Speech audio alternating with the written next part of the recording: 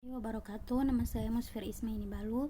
Di sini saya akan menjelaskan mengenai profil administrator pendidikan profesional.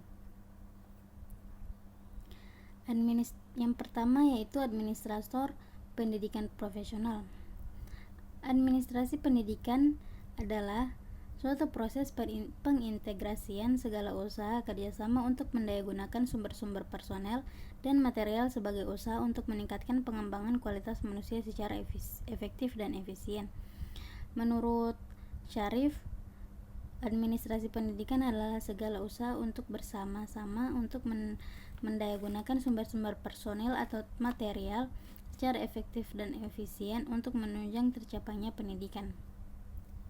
Berdasarkan pendapat di atas, dapat disimpulkan bahwa pengertian dari administrasi pendidikan yaitu adalah suatu kegiatan kerjasama atau proses pendayagunaan sebagai sumber personil dan material yang bergabung dalam suatu lembaga pendidikan demi tercapainya tujuan pendidikan yang telah ditetapkan sebelumnya, agar lebih efektif dan efisien.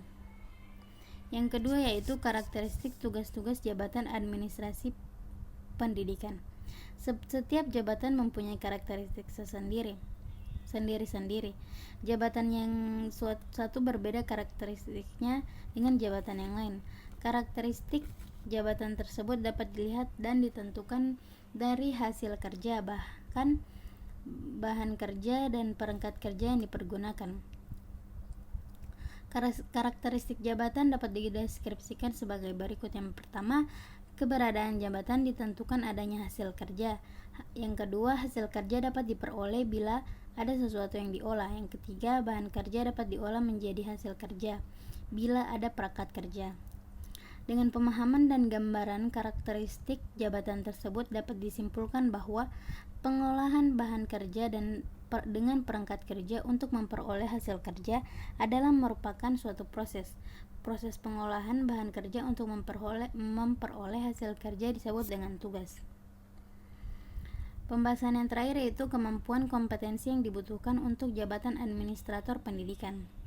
Yang pertama yaitu kompetensi pendidikan. Kompetensi kepribadian guru adalah kemampuan kepribadian yang mantap, stabil, dewasa, arif, dan berwibawa, menjadi teladan bagi peserta didik dan berakhlak mulia. Yang kedua, kompetensi profesional.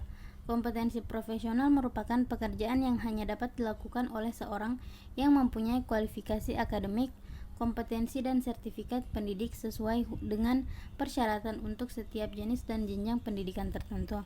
Yang ketiga yaitu gaya kerja. Pada dasarnya, cara bekerja seseorang ditentukan oleh gaya kerjanya sendiri, dan jika dibandingkan pola bekerja orang dulu dan sekarang yang biasanya disebut dengan generasi milenial, jauh berbeda dari segi pola pikir dan mental. Baik, itu saja pemaparan materi dari saya. Lebih dan kurangnya saya mohon maaf. Terima kasih. Wassalamualaikum warahmatullahi wabarakatuh.